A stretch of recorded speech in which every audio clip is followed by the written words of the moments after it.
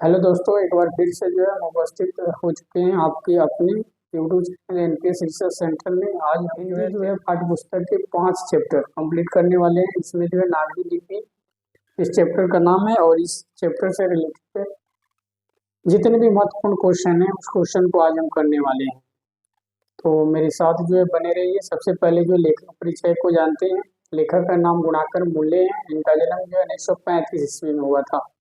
इनकी मृत्यु की अगर बात करें तो 2009 ईस्वी में हुई थी और इनका जन्म स्थान जो है महाराष्ट्र प्रश्न में पड़ता है। प्रतिवर्ष जो है एग्जाम में देखने को मिलते हैं।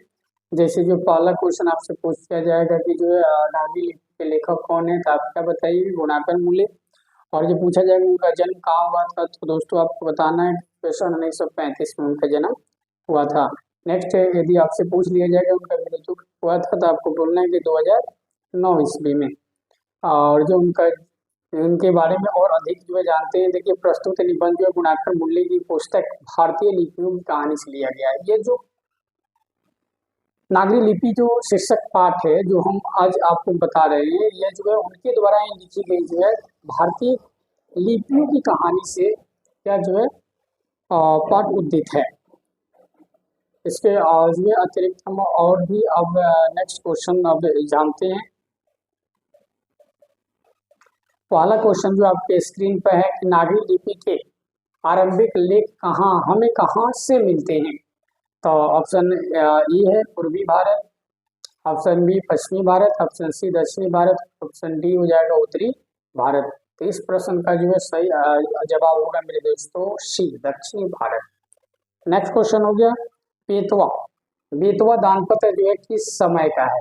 बेतमा दानपत्र किस समय का है? ऑप्शन ए 20 का, ऑप्शन बी 1021, 1022 और 1023। इस प्रश्न का सही आंसर हो जाएगा ऑप्शन ए 1020 ईस्वी। नेक्स्ट क्वेश्चन, उत्तर भारत से नागरी लिपि लेख कब से मिलने लगते हैं? तो इस प्रश्न का जो है ऑप्शन ए है 8वीं सदी, ऑप्शन बी है 6ठी सदी, ऑप्शन सी 9वीं सदी, ऑप्शन सी डी 4ठी सदी। तो इस प्रश्न का सही जवाब होगा ऑप्शन ए 8वीं सदी। नेक्स्ट क्वेश्चन है कि गुणाकर मूल्य ने मिडिल स्तर की पढ़ाई किस भाषा में की थी?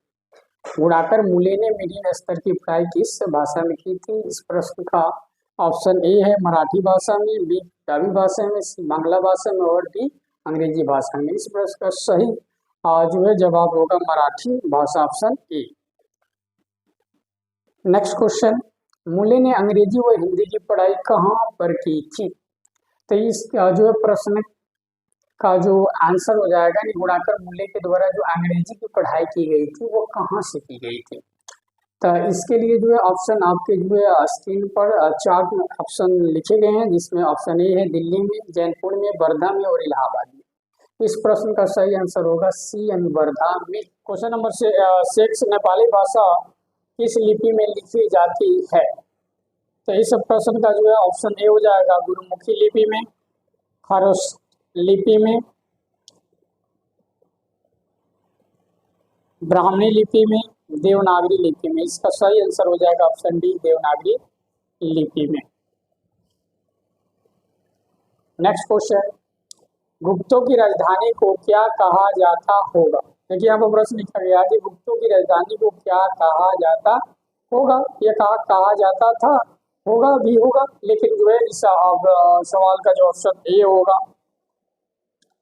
वह होगा पाटलिपुत्र, दूसरा कुसुमपुर, बिलासपुर और तीसरा चौथा ऑप्शन है देवनगर। इस जो है सवाल का सही आंसर होगा option D Devnagar. Next question रहा बांग्ला लिपि प्राचीन नागरी लिपि की है। ऑप्शन ए उत्तरी, ऑप्शन बी वाहन, ऑप्शन सी भगरी और ऑप्शन डी बहु। इसका सही आंसर हो जाएगा ऑप्शन बी वाहन। नेक्स्ट क्वेश्चन, केरल के शासकों के द्वारा सिक्कों पर वीर केरलस शब्द किस लिपि में लिखी गई है? तो यह जो है ऑप्शन इस प्रश्न का ऑप्शन ए है नागरी लिपि में, ब्राह्मणी लिपि में, नंदी नागरी लिपि में, गुरुमुखी लिपि में। इस प्रश्न का सही उत्तर होगा नांदी नागरी लिपि है जी, नागरी लिपि में। इसका सही आंसर हो जाएगा ऑप्शन ए, नागरी लिपि में। नेक्स्ट क्वेश्चन, केरल के शासकों के द्वारा सिक्कों पर वीर केरला शब्द किस लिपि में लिखी गई है? ऑप्शन ए नागरी लिपि, ब्राह्मणी लिपि।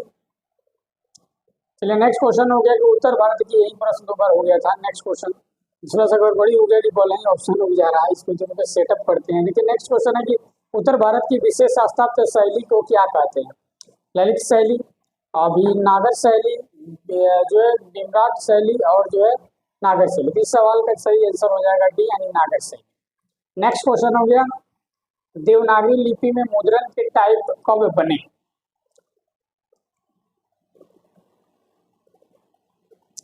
देवनागरी लिपि में मुद्रण के टाइप कब बने?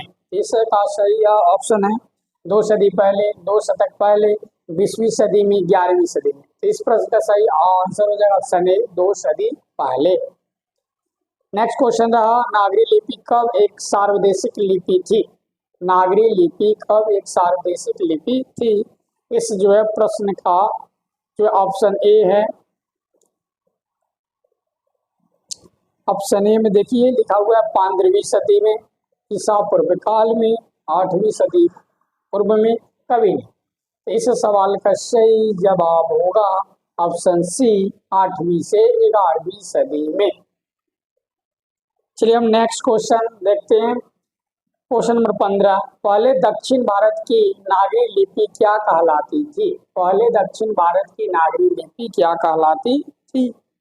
ऑप्शन ए देखिए नंदी नागरी, कोकड़ी लिपि, कोकड़ी, ब्राह्मी, सिद्धम। इस प्रश्न का सही आंसर हो जाएगा डी, सिद्धम।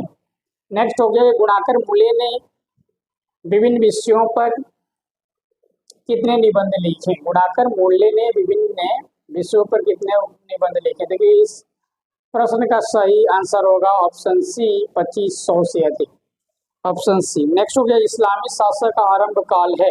इस्लामी शासक का आरंभ काल है? ऑप्शन ए 12वीं सदी से, ऑप्शन बी 13वीं सदी से, 14वीं सदी से, ऑप्शन डी 15वीं सदी से। इस प्रश्न का सही आंसर हो जाएगा ऑप्शन ए, 12वीं सदी से। नेक्स्ट क्वेश्चन, किस शासक ने अपने सिक्का पर राम सीता की आकृति और नागरी लिपि में राम ये शब्द अंकित करवाए थे? नेक्स्ट क्वेश्चन, इस क्वेश्चन का ऑप्शन ए हो जाएगा Sher Shah, option B Harihar, option C Akbar, option D Chandragupta द्वितीय।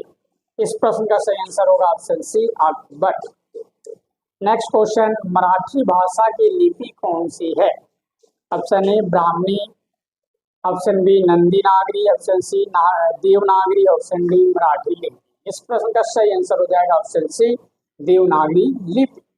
नेक्स्ट क्वेश्चन, टकसाल का संबंध है? टकसाल का संबंध ऑप्शन ए देखिएगा सिक्कों से, अभिलेखों से, ऑप्शन सी लिपि से, और ऑप्शन डी अनाज के ढेरों से। इस प्रश्न का सही आंसर होगा जो ऑप्शन ए, सिक्कों से।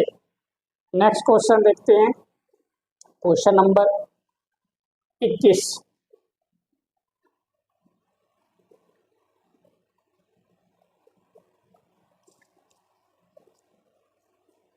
श्रवण बेलगोला स्थान का संबंध है? श्रवण बेलगोला स्थान का संबंध है जैन धर्म से, बौद्ध धर्म से, सिख धर्म से, वैष्णव धर्म से। इस प्रश्न का सही आंसर हो जाएगा ऑप्शन ए, जैन धर्म से। नेक्स्ट क्वेश्चन रहा, सिद्धम क्या है? तो इसका जो है ऑप्शन ए है मंत्र, सिद्धि योगी, साधु, एक प्रकार की लिपि। इस प्रश्न का सही आंसर होगा ऑप्शन डी, एक प्रकार की लिपि। नेक्स्ट क्वेश्चन 23 नंबर, किसे देवनागरी की संज्ञा दी गई है? क्वेश्चन नंबर 23 का ऑप्शन ए है प्रयाग, बी काशी, सी मथुरा, डी उज्जैन। इस प्रश्न का सही आंसर होगा ऑप्शन देखिए बी होगा, वो काशी। नेक्स्ट क्वेश्चन रहा 24 नंबर, हिंदी के आदि कवि कौन है? हिंदी के आदि कवि कौन है? तो ऑप्शन ए है सरहपाद, बी तुलसी, डी वाल्मीकि, सी वाल्मीकि, और डी क्या हो जाएगा, निराला। इस प्रश्न का सही आंसर हो जाएगा ऑप्शन ए, सरहपाद। नेक्स्ट, अमोघ वर्ष कौन था? ऑप्शन ए एक विद्वान, प्रख्यात राष्ट्रकूट राजा, सी एक कवि, डी राजवैद। इस प्रश्न का सही आंसर हो जाएगा ऑप्शन बी प्रख्यात राष्ट्रकूट राजा। चलिए अब नेक्स्ट क्वेश्चन देखते हैं, क्वेश्चन नंबर 26। बेतवा कहाँ है? बेतमा कहाँ है? देखिए ये प्रश्न 2 बार पूछे गए हैं, काफी इंपॉर्टेंट है और हमेशा आते हैं, जैसे इंदौर के पास, इलाहाबाद के पास, मुंबई के पास, पटना के पास। इस प्रश्न का सही आंसर होगा ऑप्शन ए इंदौर के पास। नेक्स्ट क्वेश्चन रहा 27 नंबर। दक्षिण भारत के जो है पांड्य प्रदेश से किस राजा के जो है बलियम तामपत्र मिले हैं? ऑप्शन ए होगा महेंद्रपाल के, इसके लिए ऑप्शन ए में हो जाएगा महेंद्रपाल, बी में हो जाएगा राजा बरगुण, सी ऑप्शन राजा भोज और डी ऑप्शन श्रीरंग राजा। इस प्रश्न का सही आंसर होगा आंसर ऑप्शन नंबर बी राजा बरगुण।